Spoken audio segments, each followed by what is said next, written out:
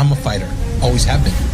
In the ring and in business. 30 years of battles, rising, falling, rebuilding. I've made money, I've lost money, but it wasn't until I created Zapata Systems was I able to really find my way out. But the toughest fight, it wasn't physical. It was watching money walk out the door week after week, whether to vendors charging too much or labor not justifying the revenue.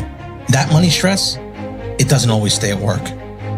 It follows you home, turns into arguments, cold dinners, and broken peace. And then there's the IRS, back taxes, deadlines, pressure you can't punch your way out of. Zapata Systems shows you what you're really paying. It gives you control, leverage, and savings. This isn't about surviving. It's about winning. You're in a fight. Start acting like it. Zapata Systems. Fight smarter.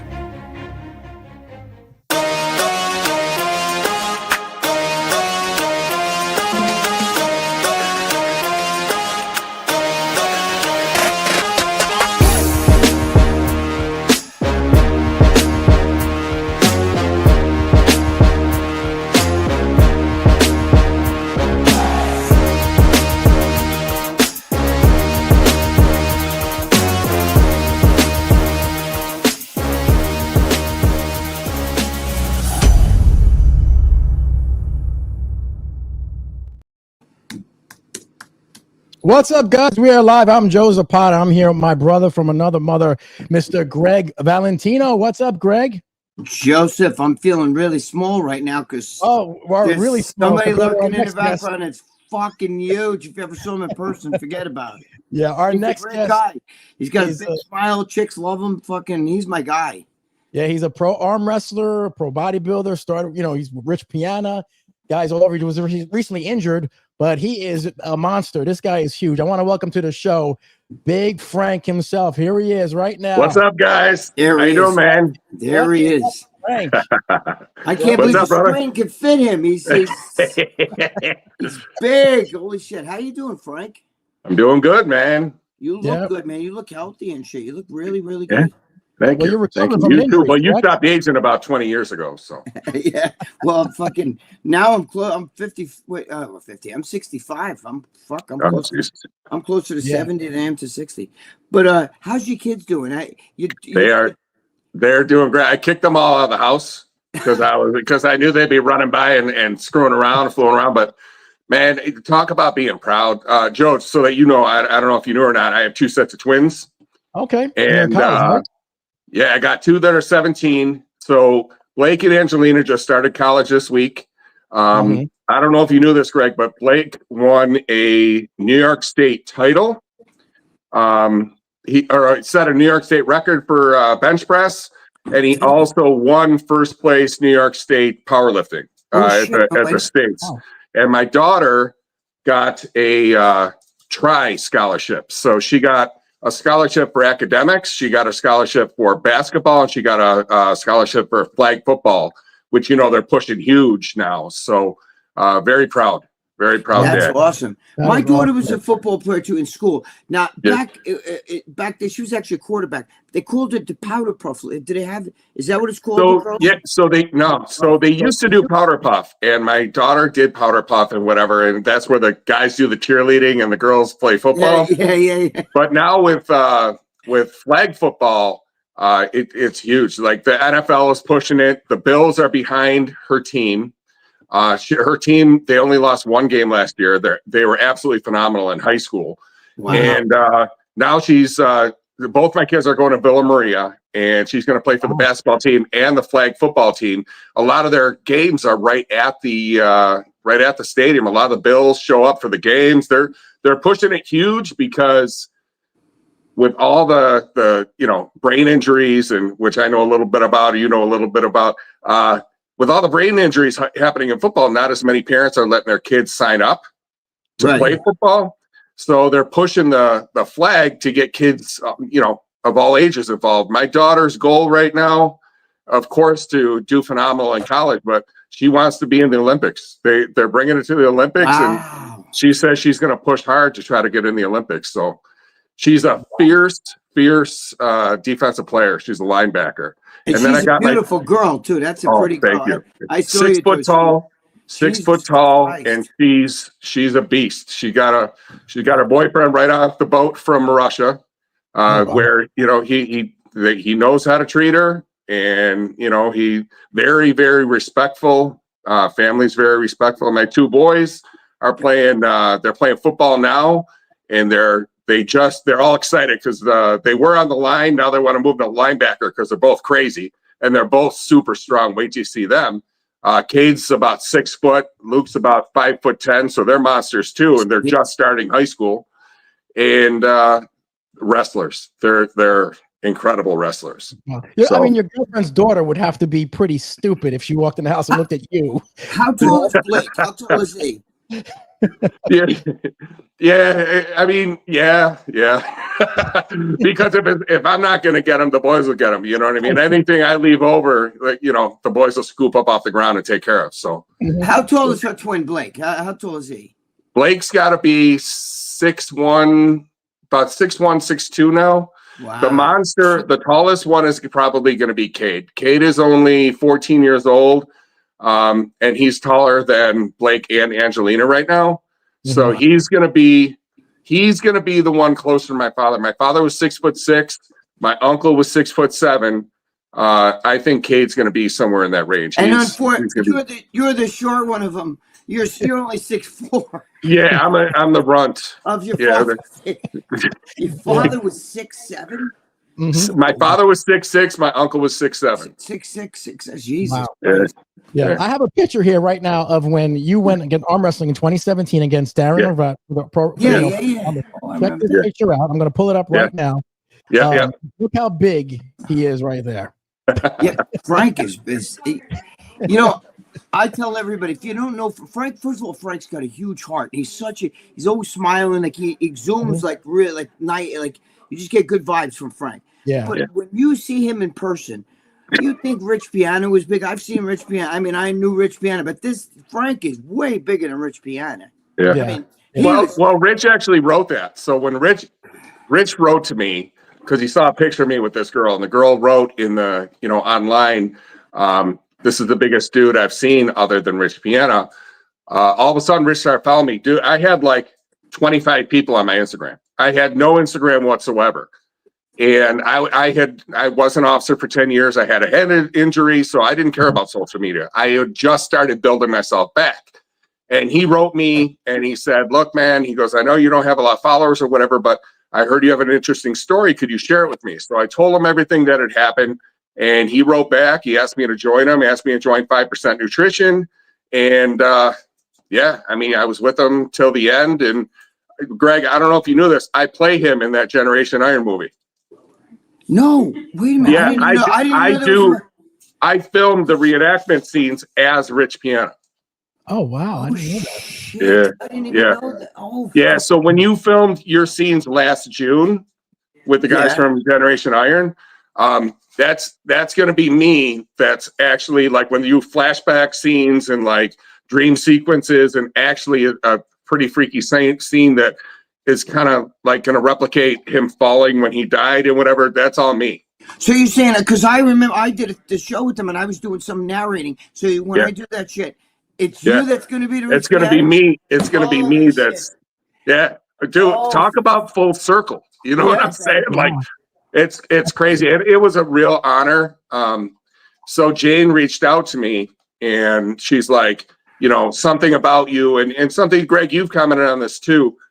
Like it doesn't matter how many years have gone by, like 8 years have gone by, but I never stopped talking about Rich Piana, not in a way to get attention, because I don't care about any of that. Just what he did for me, by pulling me out of, I had 25 followers. I didn't care about that. I didn't care about fame or fortune or any of that shit. What I was doing is I was trying to get people to understand that you could still live your life even with a head injury. Right. So she was like, you've always kept his name out there. Didn't matter. Like right now I'm sponsored by Mutant. Right. And Jim over at Mutant is the coolest guy. I mean, I love that they still sponsor True Bodybuilding and the Arnold and the Olympia and all the stuff that they're doing. Now they're getting into strongman and sponsoring the strongman deadlift contest. Well, I talked to Jim and Jim is like, we were like, you come where Rich started. Like you end where Rich started, which I thought that was kind of cool too. And where most companies be like, oh, you can't do anything for 5%. You can't do anything for another company. He was like, absolutely do it, because Rich was a huge part of getting Mutant started. So it's kind of like a whole full circle thing where, you know, I'm with Mutant, even though I'm doing the movie as Rich Piana, and Jane reaching out to me. And, you know, she just loved that I always kept Rich's memory alive and, you know, kept talking about him and whatever. So she's like, you know, we'd be honored. And the guys at Generation Iron would love it if you would just film the scenes as Rich. So I knew I was being, you know, doing the question and answer, but I actually got to play him, which, I mean, it was touching for me. You know the way I am in my heart. You know what I mean? Yeah, so no, you're a good man. It meant a lot to me. You know, so it was cool. We lost him 8 years ago on Monday. We lost Rich. Big Frank, where were you when you heard the news about him? So here's the thing. Like Martin Ford and I had been very close. Like we had gotten very, very close. And when Rich got hurt, there was a lot of, first of all, Martin knew that I knew a lot about brain injuries. And when they induced Rich into the coma, you know, I understood that, you know, to heal his brain and whatever, try to heal his brain. So Martin was telling me, where everybody was staying hopeful or whatever, but no one was really talking about exactly what was going on with him. Martin was telling me that it was a little bit more serious than people thought, right? And at the time, he was just kind of like, you're always so positive. You're always so supportive. He's like, if the time comes where, you know, either, God forbid, Rich passes or Rich can't do this anymore and wants me to, they want me to take over, would you be willing to, you know, will you back me? Will you help people understand, you know, why? And I'm like, dude, absolutely. So that was going on for a couple of weeks. Okay. And then I got, you know, my phone started ringing. I think it was at night, and it was Martin. And Martin was like, brother, I'm terrible at a British accent, so I'm not even going to try it. But he's like, you know, man, I got to tell you something. And I remember saying, I'm like, he's gone. And he goes, yeah. And I you know, I still to this day, I get choked up a little because, of how much he meant to me, you know what I mean? But also like that arm wrestling match, I think that was only like 2 weeks away. Rich was supposed to be there. So at the arm wrestling match, Rich was going to film it. I mean, he was excited. What are you going to do? You know what I mean? Someone believes in you and pushes you to fight back. Because I had turned pro in arm. A lot of people didn't realize this. I turned pro in arm wrestling years before my accident, right? Before my head injury. And I actually did the Nationals, and then it was after the Nationals that I turned pro and signed a contract with the WAL. And the guy who was training me, Bart Wood, is now the head ref he was in the WAL and all over arm wrestling. It was at his house. He had me sign the papers. So I was set to start competing in the WAL as a pro. And, you know, well, everything kind of happened. Rich was all excited for it and whatever. And, you know, he passed just a couple of weeks before it. And Devon was super cool, man. He was like, look, he's like, I know what the guy meant to you. He goes, if you need to cancel this thing or postpone it. And I'm like, no, you know, I want to do it probably even more now. You know what I mean? For him. And when I got there, they handed me his lancelet, like the badge with his name on it that he was going to, you know, that they were going to give him. And I was like, oh man. So it was really cool.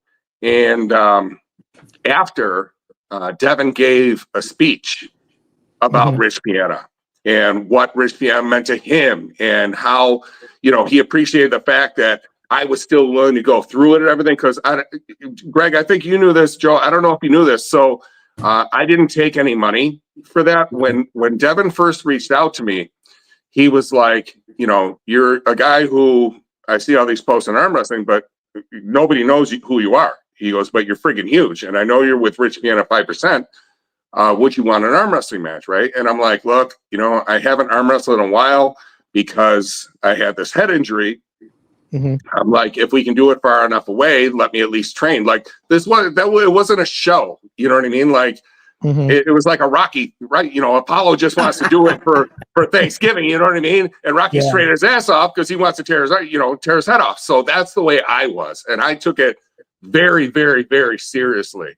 And the more he saw how serious I was taking it, and the more the guys that trained me were telling him, you know, he's not just some bodybuilder, because he had Ian Valera in Canada had arm wrestled Devon before, and Ian was not an arm wrestler, and Ian pretty much went full tilt and did a spiral fracture on his arm. Pro bodybuilder Ian Valera, and so everybody's writing me going, "Don't do it, don't do it. You're gonna break your arm."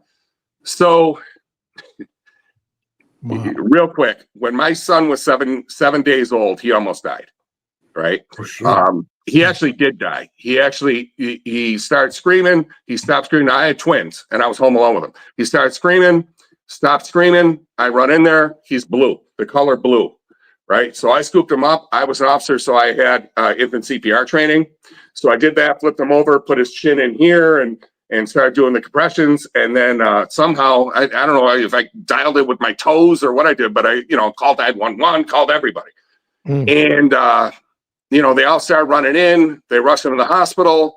The doctor comes out, said, where's the father? You saved this boy's life. Then all of a sudden the alarms and everything started going off, and he coded on the table.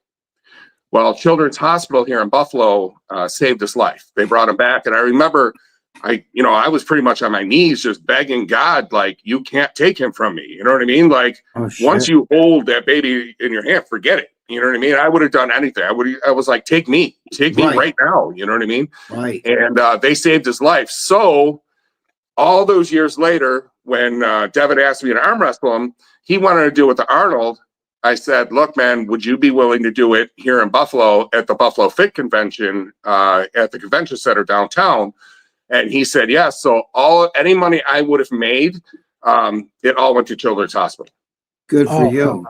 So not only me, but the promoter did the same thing. So, so that all went to Children's Hospital. Huh? Which one of your boys? Was it Blake or Kate? Or no, it was Luke. Oh. It was Luke. Yeah. So it was Luke. And I mean, that was definitely the scariest thing ever happened in my life. And to do that for the hospital was, my God, the least I could do. But at least, I mean, that's who I am. You know what I mean? I say I'm going to do something. Back then I was probably like, someday I'm going to do something for this hospital. And they're probably like, okay, sir, we're all set. Get out. But then, but then years later, I wound up doing it. And it was pretty cool. And if you remember, Greg, I think you watched it. I wound up getting them in the first round. But then second and third round, I don't. At the time, I was a good arm wrestler. I was nothing great whatsoever. He's the best ever. So he just kind of just played with me. I mean, all I had going for me really was my strength. And that's what shocked him to begin with. And at the end, he came on and he said, he goes, I'll admit, he shocked me. He goes, I did not expect him to be that strong. What he means is arm wrestling strong. But people got to understand, it wasn't like a fluke thing. I had been training arm wrestling for years before that happened and turned pro. I just came back. So, wow. Yeah. Yeah. Well, a guy I grew up with. Well, we weren't friends growing up, but later on. Do you know Christian Binney, right? Oh, absolutely.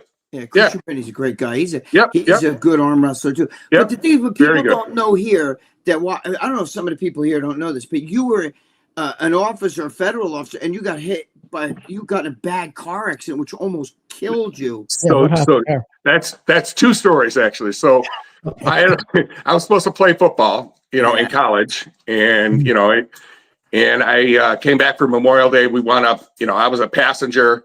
Back then, nobody talked about drinking and driving. Nobody cared about drinking and driving. If a cop knew that you were drinking, he would say, "Follow me," and he would go to your house, and you'd follow him going back. Yep. That's the way it was back then. That was the '80s, the late '80s.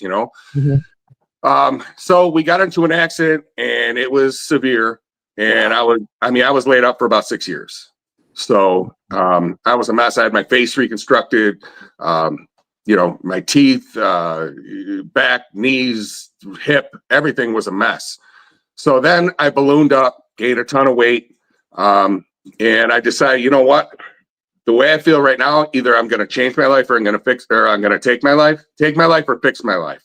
And I decided to fix it, went through hypnotherapy, learned how to block out pain using my head. And I lost 145 pounds, rebuilt myself, stepped on stage, and won my first show. That's kept winning. I have never, ever fucking seen a transformation. I say I'm not blowing smoke up my boy Frank's ass. Yeah. I have never seen a transformation like what he has made. You could not believe if you saw Frank what he's talking about. He puts up the before and after. He's the Mr. Olympia of that shit. There's nobody who's gone from this to what he looks like. It's because again, you fucking guys. I know Frank. I've been with Frank in person. He's not just. His presence alone. He's has such a happy guy. It's like a light coming from him. He's always smiling. He's always. But the fucking size of him is like, holy shit. Bro, do you remember how many people refused to take pictures with us? Oh my God. Dude, I was like fucking standing next to him. I look like a fucking midget. And like I look like the brain. I mean, he was fucking, but even when we walked through the expo, it was like fucking Moses parting the Great Sea. People would see him and he'd be like, holy shit. Wow. He would be the perfect guy to be in the WWF or WWE. Well, I think he was. I think almost correct. Oh, dude, he would have been. Yeah, that's another story. Oh, there's all kinds of stories. So I came back, started competing in bodybuilding, did very well, turned pro in 2008, did 2 pro shows, 2010 to 2012. And then I was an officer for 10 years. We were doing riot training, and we had the riot shields. They didn't have a helmet big enough to fit my head. And the guy didn't want to come. He didn't want to come back to Buffalo. So he's like, you're a big guy. You're fine. Right. So we were going through the drills and I kept trapping. So I kept grabbing the guy's shield, bringing it to the ground. And the instructor screaming at him. He's like, you'll get killed. You'll get killed. Don't let him do that. And the kid was kind of like, I can't fucking stop him. You know what I mean? It's like, so he was like, give me that fucking thing. So the drill started. I grabbed it, brought it right to the ground. Right now, yes, I did hold it a little bit longer than I probably should have because I was trying to prove a point, like stop yelling at this guy. But he didn't like that I embarrassed him. So he goes, do it again. And he went to do it again. And I did the same thing. I let go when they blew the whistle. He came up and blasted me in the face and in the head with the riot shield. He didn't mean to do that. He wanted to hit me in the chest. But when he did it, he broke my nose in 2 places. The bone came right out of the skin. No. He broke all these teeth. I have no hearing. You know, I lost my hearing in my right ear. I had 3 discs wound up popping out. I later found out that my spinal cord tore. And when my spinal cord tore, blood came out and hardened and then put pressure on the nerves to my brain. So that really started to fuck me up years later. And then I had a traumatic brain injury. So that's what I was dealing with before I met Piana. And I was just kind of like putting out things like, don't give up. It was the advice of my doctor. My neurologist was like, man, all you're fighting through, you could be so inspirational. You should just start putting stuff out online. It'll help you. Yeah, they were like, inspirational. Look at you.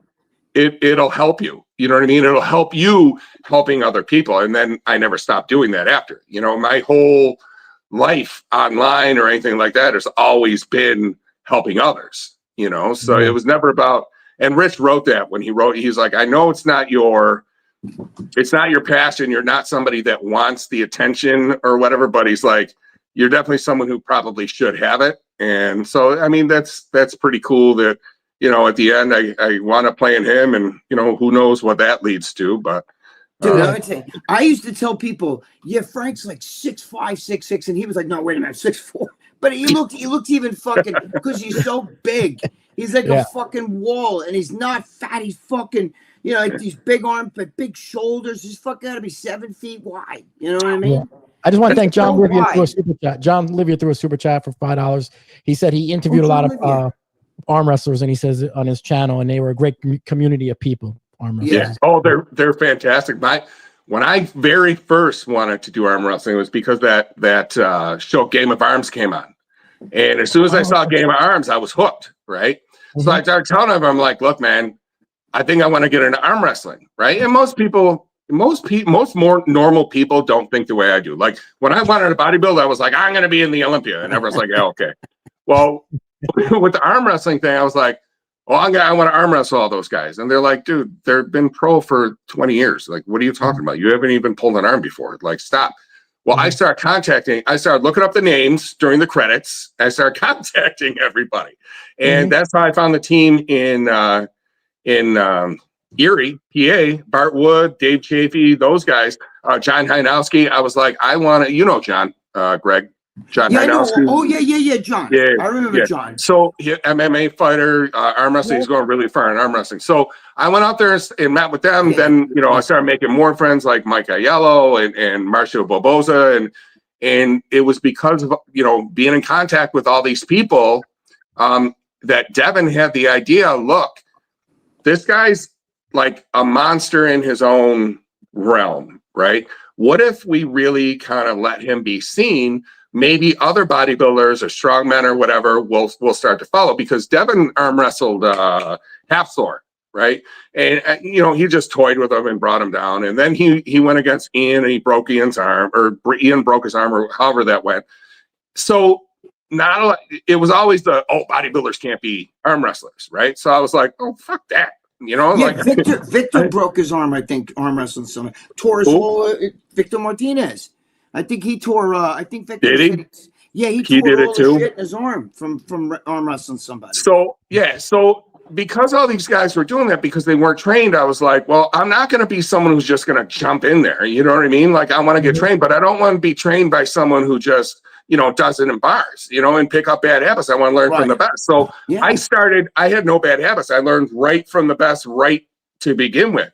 And I wasn't sure how far I'd go with it or whatever, but Devon saw it and Devon was like, this is a great idea. That's why he challenged me to arm wrestle him, right? And then as he found out that I was actually trained, it just kept getting better and better and better. You know what I mean? And then after that, if you go on YouTube, you will see it's probably, I believe it's the most viewed arm wrestling match ever. It's been viewed hundreds of millions of times on different platforms. Like there's one platform, I think it's been viewed like 100 million times or something like that. Like it's insane. Frank, you're people don't realize you're such a good guy, but looking at you, if the person if you walk through a crowd and you weren't smiling, you're always smiling and happy and you go bullshit. But if you were if you were in a fucking bad mood and you walked right through the crowd, people would start running away because you're so big. Well, that's the way it was when I was an officer and when I was a bouncer, right? I kept that look on my face, and it would avoid a lot of problems. You know what I mean? And then there were a couple times when I was an officer where people didn't care about size, and then they want to try you on. They're like, oh, he's big and slow. And then that's the whole other thing is I also 3 years ago I was inducted into the Martial Arts Hall of Fame. So I've done martial arts my entire life. Myself and Maverick Von Hogg were both inducted. Maverick was a 5-time world champion in MMA. So we went together, and actually at the time sponsored by Gaspari. Rich Gaspari also went. So he flew to be there for us, which I thought was super cool. Because Rich never got Piana never got to be there for me for the arm wrestling thing, to have Gaspari able to be there when I was inducted to the Martial Arts Hall of Fame was incredible. I mean, that's a bodybuilder I looked up to my entire life. I know Rich. When we were teenagers. Lee Priest down here, by the way. Lee Priest, what's going on, Lee? Lee, my boy Lee. I love Lee. He's my boy. Frank, I wanted to ask you real quick. The key, one of the things in arm wrestling, everyone thinks they see the big arm. What's the key to? Is it forearm strength? So it's definitely technique. Okay. It's your ligaments and your tendons. So when I went through arm wrestling, I was like, look, I got 20, 25, 26-inch arms. I'm going to rip, this guy's arm off. And these little guys were bending me everywhere. And, I get done with practice. I couldn't even move my arm. Like I literally could not move my arm for days. It's a period of time after you start arm wrestling, like seriously training, that your ligaments and tendons are just shot. Like I was it felt like I had a toothache in my arm all the time. And it's like, they told me it would happen. And sure enough, it happened. One day I woke up and the pain was gone. And I never had to go through that again. So if just a regular person goes to arm wrestle me, they're not going to move my arm. You know what I mean? Only someone who has trained for years is going to be able to do that, you know? And a lot of people when the thing with Devon, they were like, oh, it's all bullshit. It's all show. You know, he's just doing it for show to bring the bodybuilders in and whatever. And then they arm wrestled me. I was like, oh shit, he actually knows what he's doing. You know what I mean? Mm. You know, so that was cool too. I like that, a toothache in your. That's what it felt like. It was constant throbbing pain. It was arm wrestling is not, people do not understand how much technique there is. They don't understand how much training is involved. It's as much as bodybuilding. Like, you cannot be a good arm wrestler if you're not training consistently and just tearing yourself down. I give that whole community so much respect. And then after I was done, and it was viewed so many millions of times, look at how many people turned to it. That Juju Mufu and Larry Wheels, and now Brian Shaw's arm wrestling, and all these guys are arm wrestling. And I'm kind of like, good job, big job, good job, big dummy. You know what I mean? Because people got interested. They should use you and like fucking Hollywood. I know that you do a lot of, like, you and Joe are into a lot of those like big expos where they're like superheroes and cosplay. But you would make, if they ever make the fucking Texas Chainsaw Massacre, can you imagine that, Frank? Can you imagine him with that fucking, like, I mean, have you seen me as Bane? Oh, have you seen me with the Bane? I've seen a couple. Yes. What's your favorite costume? Like, definitely Bane, because the creator Graham had told me that he calls me Buffalo's best Bane, right? So he told me, he came up to me and he's like, "You're the best Bane I've ever seen," because he's like, "Are these real?" And he was like grabbing my arm, and I'm like, "Yeah, man." He thought that they were styrofoam. I'm like, "No, I'm good." That's what I'm talking about. That was when Rich contacted me. If you read the letter that I put up, it's on my Instagram, from Rich, and he wanted to get into movies. So that's where the whole tagline, "Monsters Do Exist," that's where that came from. He wanted myself, him, and Martin to start doing interviews and trying to get out there doing auditions to play parts in Marvel movies and DC movies and whatever, and actually play the character. And I was all about that, And then you would be perfect for that. Perfect. There's so many things we were gonna do, but he passed away, and then what are you gonna do? You would be perfect. Lee Priest too, by the way. Lee's in here talking to you. Lee's in there. He's another one. He was a hero. Lee was a hero of mine, and now it's cool because I don't know if it's TikTok or whatever this shit is, but my kids follow, watch all the shit on TikTok. So they'll come in one day, they're like, "Oh yeah, Dad, Jay Cutler and Lee Priest and Ronnie Coleman." I'm like, "How do you even know who these guys are?" And they're like, "Oh, TikTok. I know everything about them." I'm like, "You don't know everything. Don't tell me. I used to read the magazines." But these kids got the internet and whatever, and all their friends and everything, they're all into bodybuilding. Like the 90s bodybuilders are all popular again through TikTok videos and shit. It's fucking awesome. But of Martin Ford and of Rich Piana, and I'm not saying this again to blow smoke up your ass, you were like the most complete of those guys. You know what I'm saying? Like, in other words, like, you looked really scary because you were big. You're big everywhere. You know what I'm saying? Thank you. You got that V-taper. I remember walking with you, you and I and shit would walk there, and it's funny, your back, I'm short and what, your like fucking back is like, I can't even tell people. And like, you would we had so much fun. Yes, we did. You would be the ultimate guy in either wrestling to WWE. I mean, they think like Jim Hellwig, was the Ultimate Warrior, was like super jacked, bro. They see you, people would run out. You're the perfect character for that. Yes, wrestling. Why did you not do it? He was going to bring that up. So, okay, after bodybuilding, so this is 2003 now. I went to an awards banquet in Buffalo, and Dick Beyer, who used to be the Destroyer, and Dick Beyer and was friends with Ilio DiPaolo. Ilio DiPaolo was a friend of my father-in-law, so there were ties there. And I was there with this guy, Larry Pignataro, who was a scout for the college for UB. So he went up to Dick, introduced me, and Dick was just like, Jesus. You know what I mean? He couldn't, he was like, "I can't believe the size." He's like, "I've been around everybody." He goes, "I don't think I've ever seen someone your size with your shape," right? So I'm like, oh, thank you so much, whatever. And Larry's like, can't you get this kid into wrestling, do something for him? So I went to Ohio, went to a training facility, met with a guy, went through everything. And what was I? I was in my mid 30s. And the guy goes, look, he goes, I could waste your time and take your money and train you and whatever. But he goes, instead of doing that, I called Pat Patterson at the WWE. And I think he passed away. I think Pat passed away. Yeah. So he's like, reach out to Pat Patterson. They're doing a show on MTV called Tough Enough. And it was season 2 or 3, season 3 of Tough Enough, I believe. Okay. And he's like, they'll bring you on Tough Enough. He got to look at you. He's heard your story.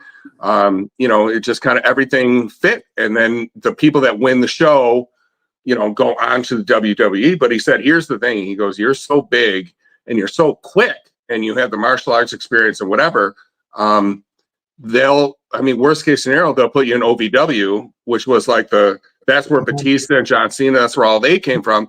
They'll put you in OVW, train you, and bring you, then bring you back. And I was, at the time I was like, hell yeah, but, well, yeah. No. Let's just say my goal was having kids, what I mean? And I wanted kids more than anything. My mother was in the hospital. She was passing away and whatever. I wanted her to see me happy, not on the road, living like a hobo and it just, I don't know. So that was one of the things. Another thing was I had in the back of my head one bad blow because of the injury I had. Now my muscle took the place of all my damage, but the damage is still there. So had I taken a bad bump or something like that, I could have been paralyzed. That was another thing. So it was the kids not want to be paralyzed. And here's the other thing. And a lot of people don't understand this. When you study martial arts your whole life, right? And then you start training for pro wrestling, you basically have to go against everything that you've ever learned how to do. You have to not only know the moves, the martial arts moves, but you have to have conscious mind to stop before you hurt someone. Right. And that was very frustrating to me because I did do some of the training. I kept, I would take it too far. And then, people are getting hurt. I get frustrated. I was young. I had a little bit of a temper too. You know what I mean? So eventually I was like, you know what? This just isn't the thing for me. You know what I mean? You train your whole life not to ever let someone touch you in certain ways. And now you're like, okay, touch me in certain ways. You know what I mean? Like your instincts kick in and you want to hurt someone. You know what I mean? But you can't hurt someone. They could have even as a character though. Jeez, you know how they had like the Undertaker, like a character. He wasn't like the greatest wrestler, but you were such a character. Just you coming up there and creating one of your costume things like that. You look like a real life, like you know what I'm saying, like a real life monster when you dress. Everywhere I go, just the other day, I'm at 7-Eleven. Guy looks at me, goes, "You were something, weren't you?" I'm like, what? You know what I mean? He goes, you were a wrestler. He goes, you were somebody. He goes, it's good to see you out and about. And I'm like, man, what? It's too early for this shit. What are you talking about? You know what I mean? And he said, weren't you on the dub? And I'm like, I don't understand. He was trying to say WWE. He had a little bit of broken English, but I said, no, and then, I'm like, I almost started saying, well, actually years ago, but then I'm there for an hour and a half telling a story. But yeah, everywhere I go, someone's like, football player, Bills player. I get a lot of that. I get a lot of, you play for the Bills. Did you play for the Bills? You a wrestler, you a football player, what do you do? And I'm like, I raise my kids.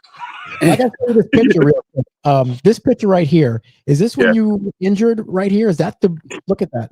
That was just a couple months ago. So I was doing incline. Oh shit! Now here's the thing. So last year, I gotta pee. I'll be right back. Go on, keep going. I'm listening. Go ahead. I thought you had a bucket under the table. So I carried one in my car. Fuck it. So ever since last year when I filmed the movie you know, I'm like, I'm going to keep this because, you know, they're going to eventually put the movie out. I'm sure they're going to do some kind of red carpet thing. You know what I mean? I'm like, this is a dream come true. This is awesome. So I'm like, I got to look the best I can. So my kids are big time into the gym. I'm in the gym with my kids. I'm doing incline. I'm probably doing a lot more than I should be doing when you're, you know, 54 years old, but I have 450 on the incline and I did 450 for 9. Right. And I was like, that was the best that I had felt in a while. And I was so pumped up. My chest would pump like crazy. You know, everyone's looking. I got a tank top on. And, you know, I'm like, I'm back, baby. And my kids are like, holy shit, Dad. So now I put 500 on and doing the typical guy thing where you don't think that you necessarily need a spot, but you just get one because you want to impress the people who are watching you. I'm like, guys, get on each side. So they got on each side. I bring it down, go to push, and all of a sudden it felt like my entire armpit came and right to the middle of my chest. And so I racked it, and I was like, mother. And I just went like this. I sat up, and I go, boys, like, yeah, Dad, get the fuck away from me. so they just know that's cue to leave. And I went just like this, real slow. I went. And I felt it, and I was like, son of a bitch. Wow. So I went out in the truck to keep my head straight. I did one of my 5-cent videos. I was like, yeah, just throw my pack. You know, if things happen, remember it. So I was telling what I basically tell people, this is the way I think is when things happen, don't get pissed that it happens because who knows, that could have saved your life. That accident could have prevented something else more serious from happening. You come out in the morning, you have a flat tire. Maybe that flat tire kept you from getting into an accident that claimed your life. You know, that's the way I think. So I'm like, so I made an appointment with the doctor, did the MRIs and whatever. He goes, yeah, not only is it torn, but it's like the worst that you can tear. So he goes, most doctors would never touch this. And he said, I used to intern with the Patriots. And when I interned with the Patriots, I saw a doctor not able to do it. So he goes, I will try it for you, but there's no guarantee that I can do it. And yeah, he did it, and it took. And I am so thankful. It's not even funny. I mean, you know, I was doing the video. I was like, look, I could do the titty dance again, you know. And, so I haven't been able to train. I haven't trained all summer. I mean, I got hurt in May. I had surgery in June. So yeah, I'm wasting away to nothing. But then you know what's even worse? So I finally got the friggin' thing off my arm. I finally got out of the sling. Yeah, how you doing? I got shingles. I just got shingles a week and a half ago. Get the fuck. You sure it wasn't in the whole shingles? Everywhere where I had surgery. So my whole pec, my shoulder, my neck, my trap, more pain than I have ever felt in my entire. It was more painful than the surgery. It was more painful than tearing my pec. It has been the worst thing I have ever felt in my entire life. Now, this was a week and a half ago, so I've been on the medication, gabapentin, all that bullshit. But you know, I can still feel like it's still killing me. Like it feels like someone took sandpaper and ran sandpaper all over my skin. So it's all like scabbed, and I got the scabs. But you look at the picture, I had big blisters and all kinds of shit all over the place. It felt like my skin was actually on fire. Like not fire like I got a sunburn, but fire like someone lit me on fire. That's what it felt like. I was burning. I was burning from the inside. This picture right here, Frank, this one? Yeah, see how red my chest is, the bottom right? Yeah. Holy now shit. there's other pictures on my page that you can see the bubbles and the blisters and all kinds of shit. So Frank, how did you get fucking shingles? That was all last week. It was all last week. Happen? But usually it comes from like nerves or whatever, isn't it? Like it is. So when you have chickenpox when you're a little, I had chickenpox when I was like 6 years old. Right. Mm-hmm. I wish my mother was still alive because I would have asked her exactly when the hell it happened. But I had chickenpox when I was 6 years old. And you know, it's funny. I turned 50. So now I'm 54. But when I turned 50, I kept hearing all these commercials about if you had chickenpox, you know, and you're after 50. And the last time I was at the doctor's like, shingles vaccine. I'm like, out of here. Shingles. Shingles. You know what I mean? Like I got That's like enough old people, problems. yeah. I remember thinking to myself, I got enough problems. You know, I just tore my pec. The last thing I want is a shingles vaccine. You know what I mean? I wish I would have got it because they say that the stress from the pec tear, the virus lives in your body. And sometimes if you go through stress or something significant, bad enough happens, it goes right for the nerves. So it went for all the nerves that were involved with the surgery. You know, they all tie into the armpit and whatever. So the chest, the trap, the shoulder, you know, and the neck all got all purple and bubbles all over the place. All kind of, it sucks, man. I'll tell you what, I'm not a big vaccine person, but I'm counting the days for 6 months to be up so I could get that vaccine because I never want to go through this shit again. I don't know if it comes back. Can you get it does. Again? It stays in your body. I know that the virus, that chickenpox virus, runs lays dormant in your body and it can come out at any time. You know what? Remember Tim Belknap, the bodybuilder? Yeah.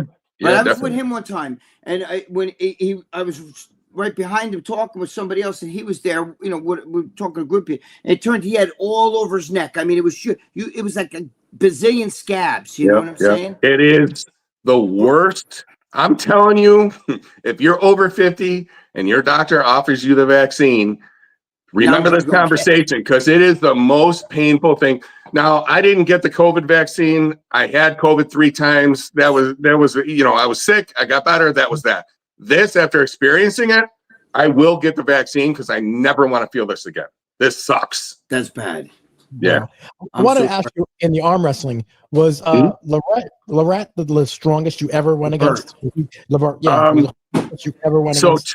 So the 2 strongest ever that I've ever felt. Larratt was ridiculously strong in that you felt like you could hardly move. It took everything I had just to move his arm, and then he slipped out, right? It took everything I had. Past that, if you watch the match, I started like shaking his arm to try to break that lock that he gets. And I moved him a little bit and whatever.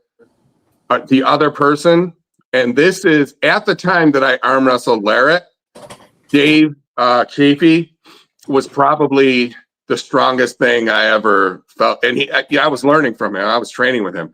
Dave Chafee still is. I mean, I'm sure he still is, but especially at the time, he was an absolute beast. Like everyone would line up at practice and just be trying to, you know, move in. You know, I'm talking about 20 guys, and they just couldn't move his arm. He would just start pinning everybody. That's when I was like, that's a strength that I've never seen or felt ever in my entire life. It was absolutely unbelievable. So, yeah, I mean, Larratt, he bounces between number 1 and number 2 in the world. Dave Chafee at the time was number 1 in the world. Now he's on his way back to number 1, you know? So, I mean, like I said, when I want something, I don't go small, I go big. You know, here I am watching a game show, and a few years later, I'm arm wrestling the guys from the show, the best in the world. So it was pretty cool.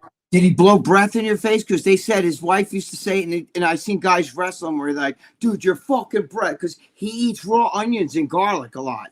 And he'll eat the whole onion. You thought about Devon? Yeah. Devon? And they were saying, like, I saw one dude wrestling him. Dude, I can't fucking, dude, your breath is fucking, I can't breathe.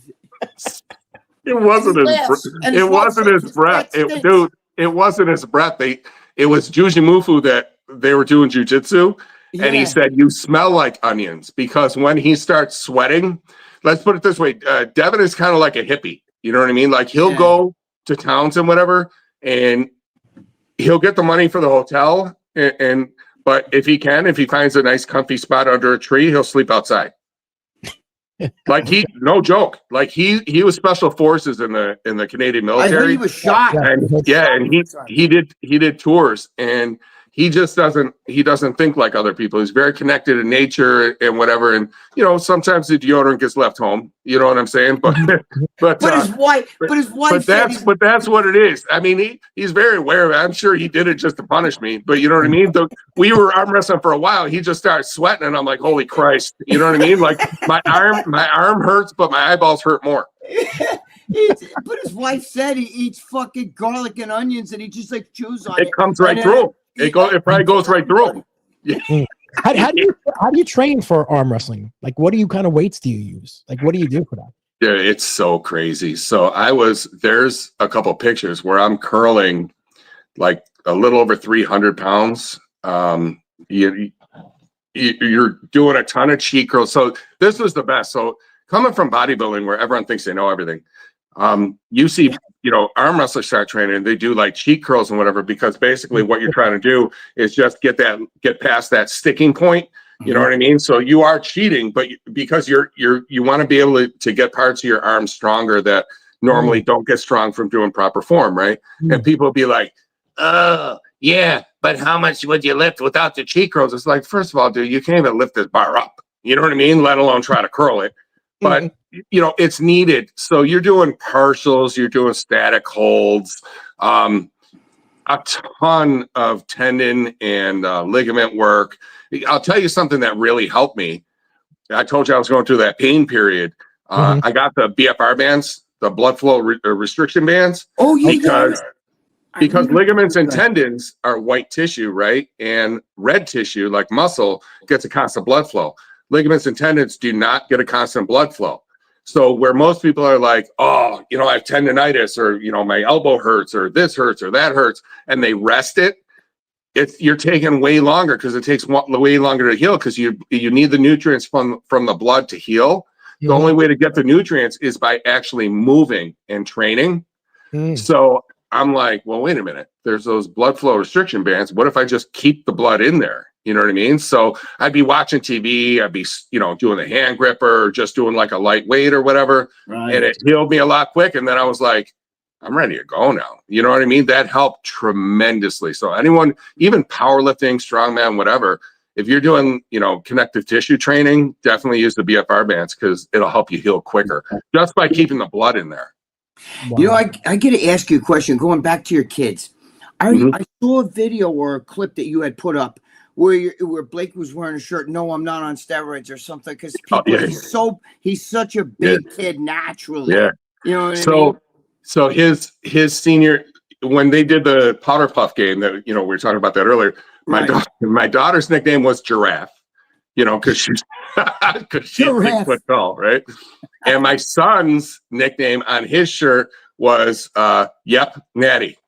Yes, I saw that. Yes. Yep, Natty. So yeah, I mean, when he was about 265 pounds last year. Holy Christ. And so he was huge, but he was bulky. And he got sick.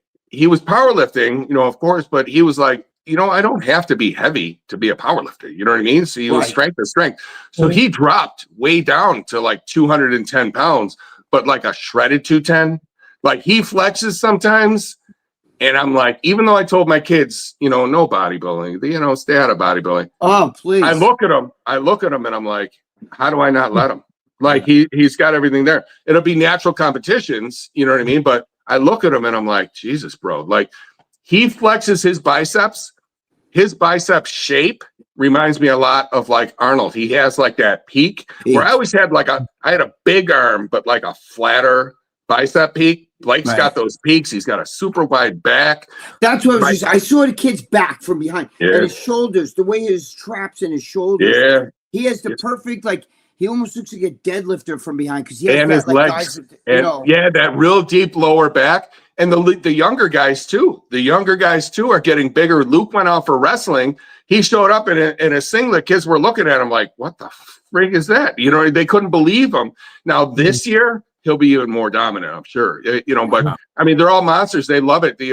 We went to the Pittsburgh Pro Show, and we saw the Trent Twins, because the Trent Twins, I thank them. They're actually going to be in that Generation Iron movie, because I told them, I'm like, they put up a lot of videos about Rich Piana, and Jane didn't know that either. They put up videos on Rich Piana, so I'll wear the 5% shit sometimes.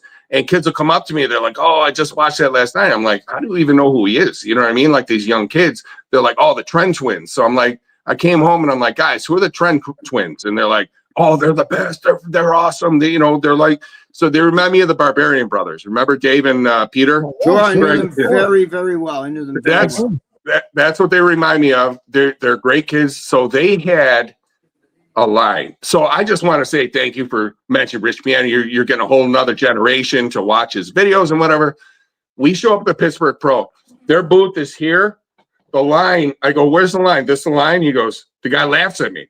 The line was over and around and through I mean, it was the longest line.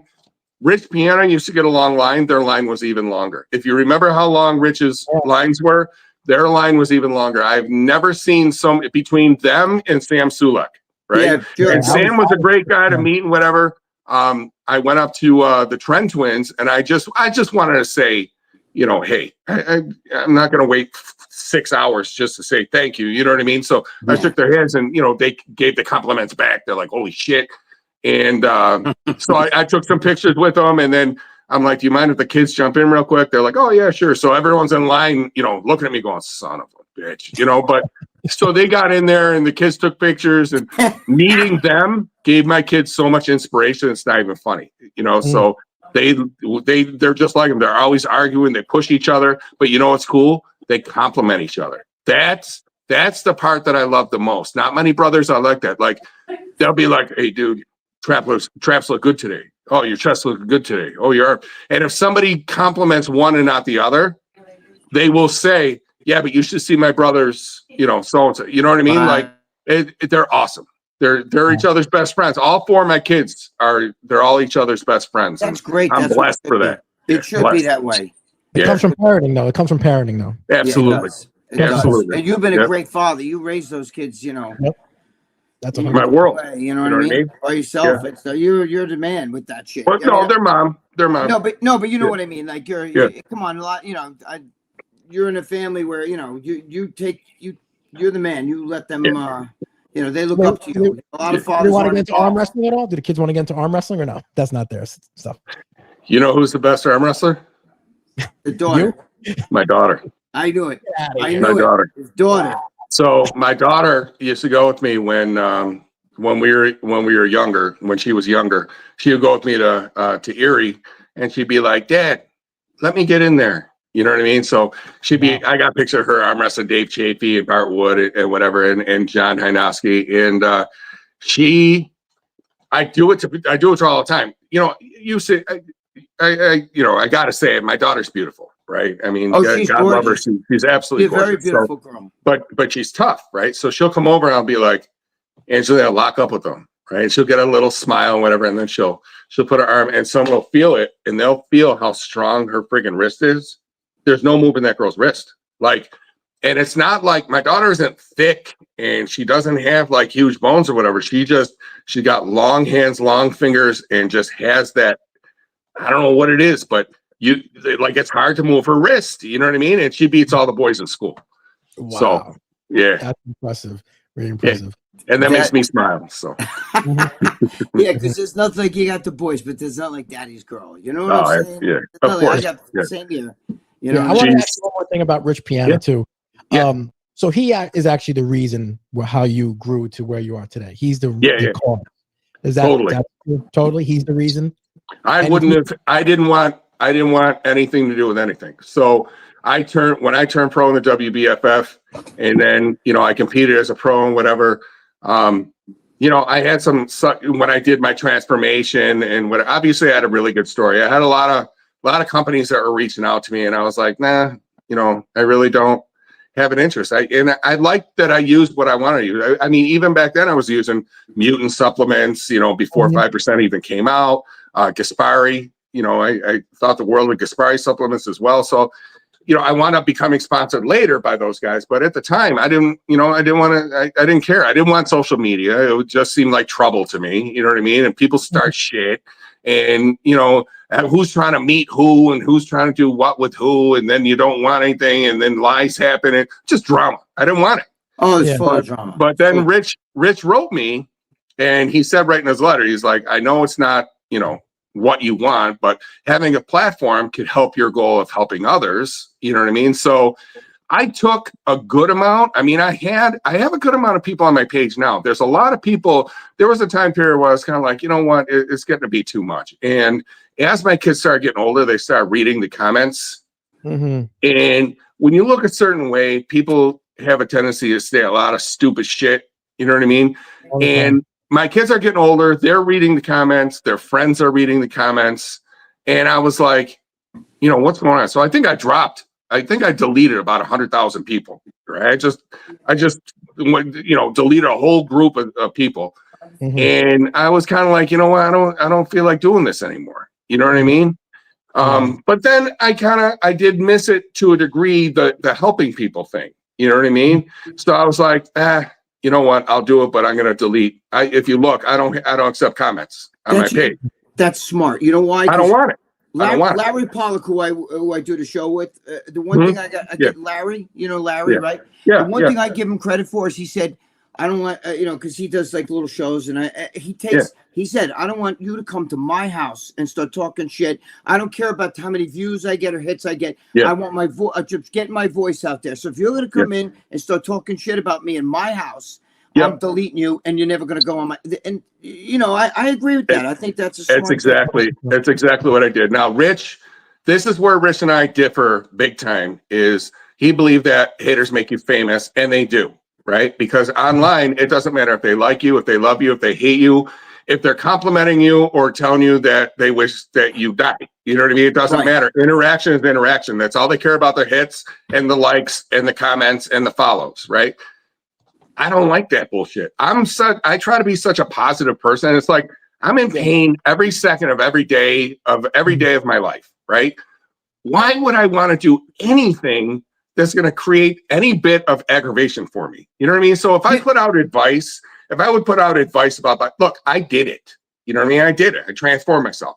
If I put out advice and I'm getting 30 people arguing with me saying, oh, that's bullshit. It's all steroids. It's all this. It's like, look, I didn't do it so that you could talk back. I gave you the information so you could use it or not use it. You know what I mean? So without having the comments on there, I could give the advice. Look, you can take it and it'll be good for you, or you can not take it and keep moving. You know what I mean? Like, I just don't need that. 54 years old, I don't need negativity in my life. Well, let me say one thing. I always used to say, well, I still say, you know, there's no such thing as bad publicity unless it's your obituary, talking about the haters. But I got in Rich Piana thing. Let me just say one thing. When he may say, like, you know, the haters make you famous, which they do in one way, but also the weeds in the garden drowned out the fruit and the plants that are growing. So what I'm saying is, remember when he had the problem with Jason Genova? Oh, of course. And the Order 66, what happens then is, the good people don't want to come to your channel anymore because they get attacked. Your followers get attacked. And the guy who was outside, the guy who was spotting him outside the gym, that crazy bastard, and then getting, you know, he got hit at the expo. Like, I don't have time for that shit, and I definitely don't have time for slap boxing. You know what I mean? Like, I'm just at that point in my life where, you know, if someone, you know, and I don't talk like that.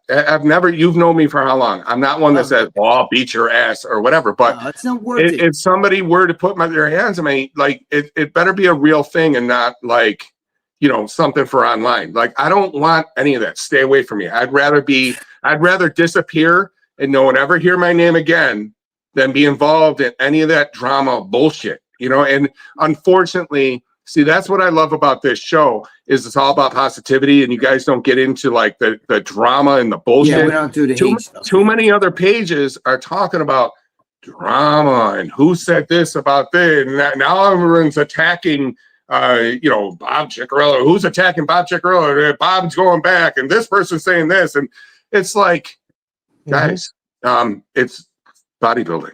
It's true. Like, at the end of the day, this isn't Crips and Bloods. It's fucking bodybuilding. You know what I mean? Like, stop.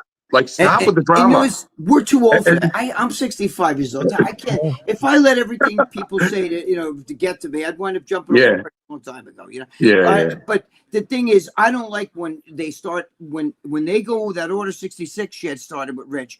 It was to the point where people who are watching the video start fighting inside the comments. Now, guys, nonstop. People don't want to watch the video because now just watching the video, I'm getting attacked for watching your video. So that's why Larry says nobody's going to, if you talk shit, attack anybody on my video, you say something I don't like, I don't need you there. My voice is going to get out to the people who want to hear me. You know what I mean? And even like my political views and whatever, like I'll put out maybe one little thing about my political view, and I'm not afraid. I'm a Trump supporter. It is what it is.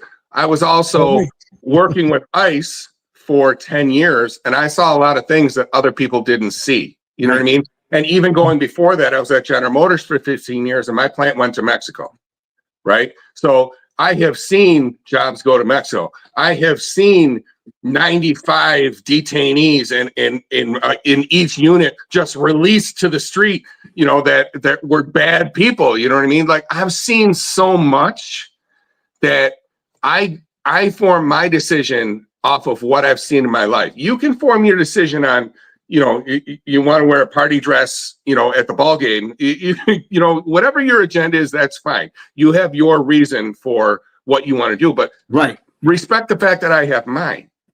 And people don't do that. They automatically label you, and you think that you're an ass. I had one person comment, "Oh, well, you're a bad father because you wear a Trump hat around your kids." It's like, well, you just didn't see the fact that they were in the back of the truck holding the flag, when we went in the parade. So, we're in a but they don't know you. They only know. If somebody doesn't like what you think, you know what I'm saying? Like, everybody's different. I like vanilla. Joe likes chocolate. Whatever. I don't care. Do you understand? Yeah. That's what makes up a world. We all have different views. If you're a liberal, God bless you. You know what I'm saying? I don't care. Right. Like, it doesn't bother me. But don't attack me for what I feel either. You know what I'm saying? 1,000%. Yeah. Plus, I mean, I'm not stupid, right? Like, look at me. I'm gonna get stereotyped. The second people see me, until they start talking to me, they think I'm a certain way. And do you know how many times I've carried out a conversation? One lady came up to me and she goes, you would be a good looking man but you ruined yourself. And I'm like, what? And I go, the tattoos, she goes, that muscle is disgusting. And I'm just like, this is an old lady at Dash's Market right around the corner. I'm like, oh, well, I put on the muscle to be able to function normally, to play with my 4 children, because I was laid up for 6 years after a car accident. But thank you for noticing, and thank you for the compliment. You know what I mean? Like, people, they automatically will think the dumbest shit and just say the dumbest things. People will be like, why'd you get all those tattoos? Right. And then I'll start talking and what my tattoos mean and the car accident, things I've been through and never give up and blah, blah, blah. By the time I'm done, I said, oh yeah, that's why I got the tattoos. Because they started that conversation. Lucia, what was that TV show I did on Channel 11? I did a TV show I forgot. It's a regular TV show where on the show, they had this guy who had like fucking horns. His whole face was tattooed and his fucking tongue was like this.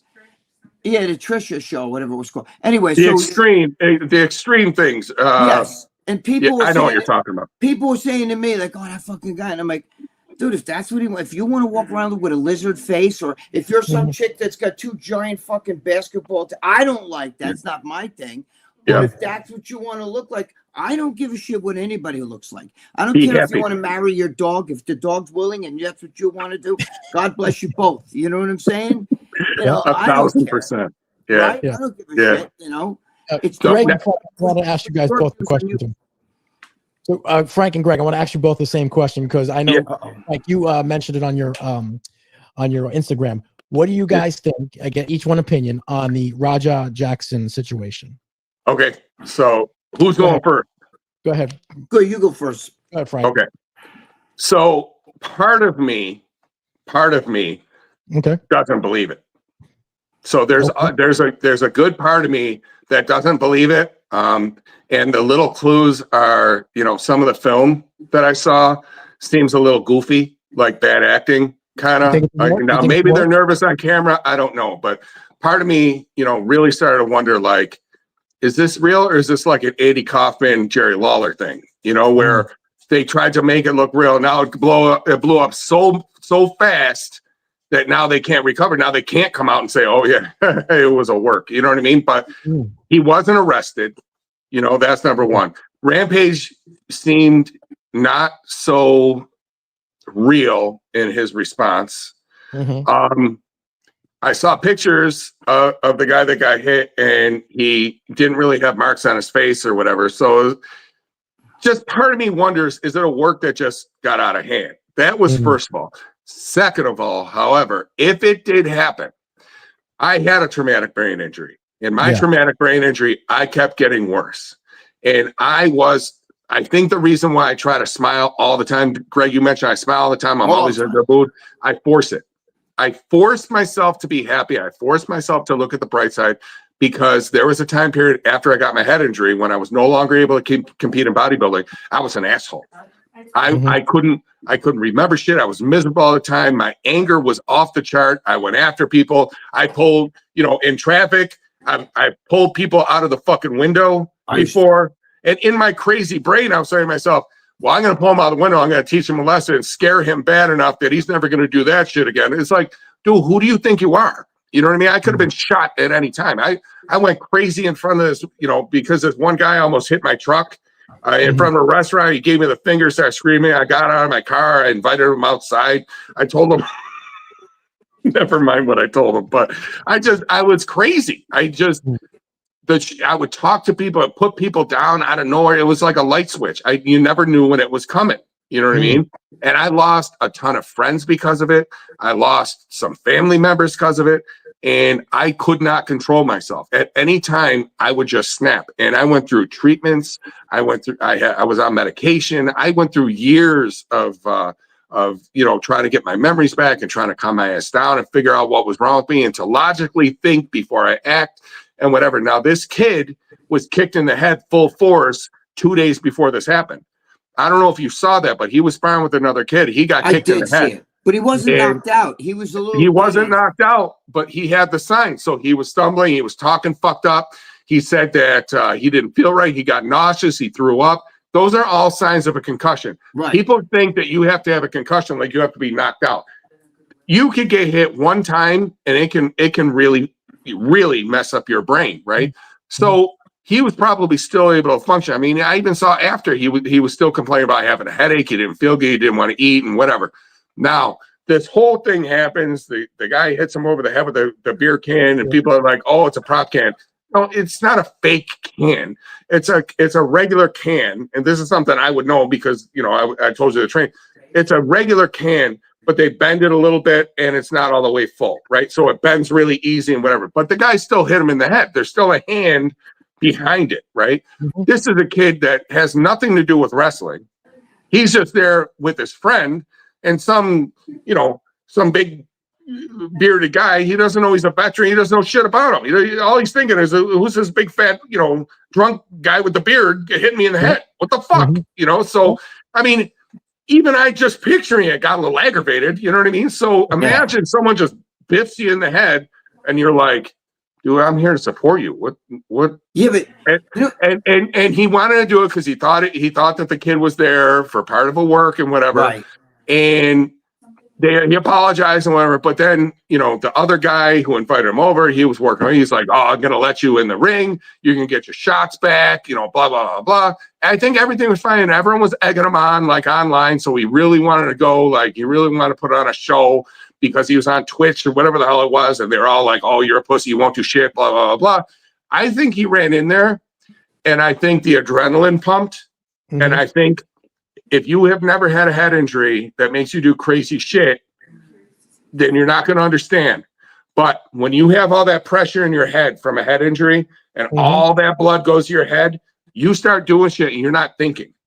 And I mean, this is just my feeling because the kid doesn't seem like a bad kid. You know what I mean? Never been in trouble, got a good father. His father's been fun. Plus, he's used to his father being the type of guy like, his father even said, oh, I hope you didn't let those guys in tights push you around. You know what I mean? So you want to make his dad, have respect for him, whatever. I think he threw the guy down and something snapped. And I think he was acting without acting. I mean, I don't think he even had wrestling experience. So it's not like he knew how to pull his punches or whatever. You know what I mean? No. Now, who I have the problem with is everyone's like, oh, well, it's not a true referee. It's just someone in there. Well, you know what? You should probably have someone in there that if the shit hits the fan, that can actually do something. There are other guys in the ring, right? They're all standing around like dumbfounded, like what the fuck happened? And then after the guys, Raja leaves. I don't know if you knew this, if you saw more of it, but another wrestler came in, covered him, and the ref counted him out while he's unconscious. Because I think they try to play it off at first. I know they did, but here's the thing. Did it really happen?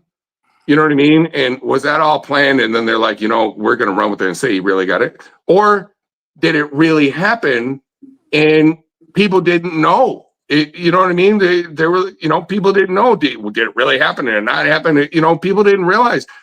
Another thing is when they pulled him off him, one guy kind of aggressively pulled him, but the one guy's doing the shoulder and the solar plexus in the corner. You know what I mean? Yeah. It didn't look real to me. I think like if I saw someone beating someone like that, I would grab them and you I think they were trying to protect the brand of the company. Maybe I would. They were, I actually believe it happened. This is what I think. I think that kid Raj is mentally fucked up. Okay, I think I don't know how much his father's been there from, because his father's remarried to another woman. Said that the kid's fucked up, and he knew his whole life that the kid's been fucked up, and that he's I saved bail money for him, and I saw that. That was bad. And I think that the kid's father berated him. You gonna let him do that? You're gonna be a punk, and you're gonna let him do that shit? Fuck that mother.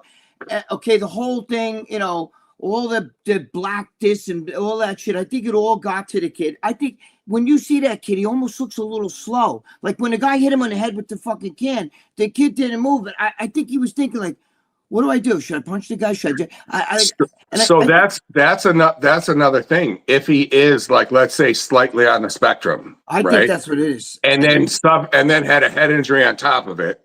Now he's not a quick thinker as it is. He's he could be a little off, and then he has an injury, and then he's got all the adrenaline, and he's got everyone online starting with him, and then he wants to look good for. I think it was a perfect storm for. I don't think he ever should have. This is what I think. I think he should have been on concussion protocol and never been near that ring. Absolutely, he never should have won that ring. But you know what's funny? I do believe that he got baited into all that shit. I think his father, because he kept saying, I'm tired of being called this. I'm tired of shit. And his father, like, you pussy, you punk, you bitch. Like if you said that to one of your sons after they got beat up at school, the next day they go to school and they hear your voice saying that to them. And they'll stab him with a protractor. You know what I mean? That's what makes kids go nuts. But I mean, do you think that I don't know Rampage and his history with his kids. But I know that Rampage, I don't know how much he's been in the kid's life. The kid did not look like, they keep saying he's an MMA fighter. I seen even when he was sparring. He's not slouchy. Didn't look, his body's like fucking dumpy and stuff. Yeah. He doesn't look athletic. Not that all MMA guys are athletic. There are some guys. He caught a pretty slow kick with his face. So, I mean, he doesn't have the best defensive skills. You know what I'm saying? He looked like this in there. He didn't look like a. He looks like dull. He didn't look like he's the smartest guy. Unless it's all a big work. If it is, they put themselves, the promotion, local wrestling. Can you imagine the ticket sales for local wrestling right now? But the thing is, Frank, they were saying that the cops were even saying that when the ambulance got there, the guy was choking. He had teeth in his throat and blood. I mean, he was definitely, Frank. If you watch that video again. I saw it. I saw the hits. I definitely saw the hits. Why was he arrested? That's my question. Why would he not be arrested? Everything just seems so fucking weird. And in that world of wrestling, you never know what's real and what's not. Because it's almost like, Frank, that they have to have a district attorney's got to say, okay, how are we going to charge these? They're probably working with the cops because supposedly the cops are looking into this whole situation. The thing is, the district attorney's got to say, wait a minute now.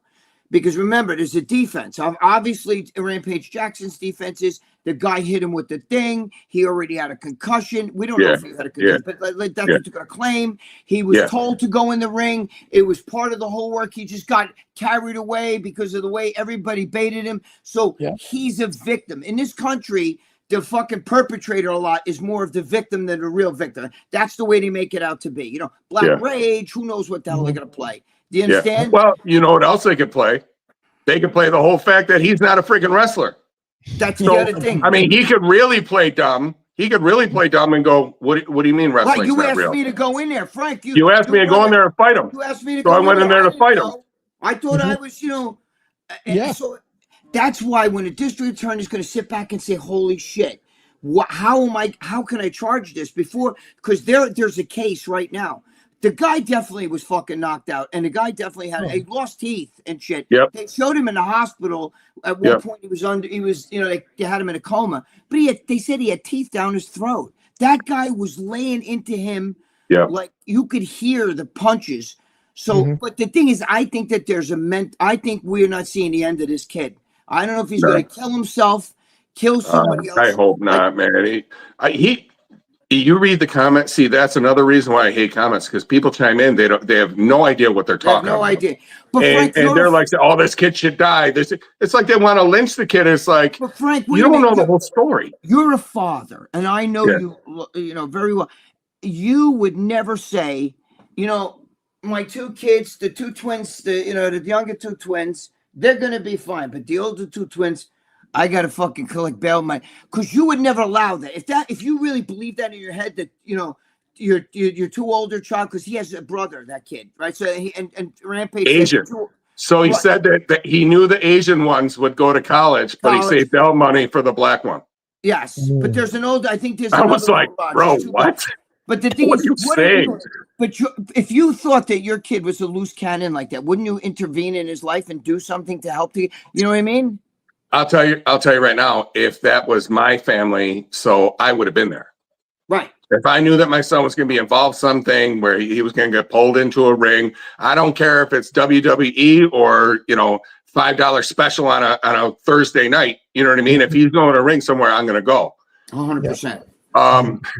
I mean, if he talked to him before, I wouldn't have egged him on saying, "Oh, I heard that some guys in," especially if he is a little bit slow, I wouldn't be egging him on saying, "I heard some guys in tights." Don't tell me two guys in tights pushed you around. Don't tell me that you know what I mean, to fuck with them, because I know a lot of guys who are like that with their kids that try to be like, "You better never let someone get the better." I mean, my own father used to tell me, if you get in a fight. What the hell do you say? If someone puts their hands on you, you better put your hands back, or I'm going to put my hands on you. You know what I mean? And I'd be like, yeah, but this guy, I can't lose this fight. You know what I mean? So, but you would never berate your son. Never. Your son got, See, I don't believe I don't like any of that bullshit. Right. I believe in encouraging and look, life's too short for that bullshit to have that knot in your stomach. Enjoy what you're doing, or don't fucking do it. You know what I mean? He's out there bragging. Rampage is out there saying stuff like, "Well, I knew this was going to happen. I saved up bail money." Like, that I. But if you're thinking like that your son has the potential to even go to jail, Frank, I know you would intervene in your son's life and say the jail part is not an option. We got to do something to fix this. I'm not saving money. A trillion %. So that was another thing that made me think. Here's the thing: if it's real, he sucks as a father.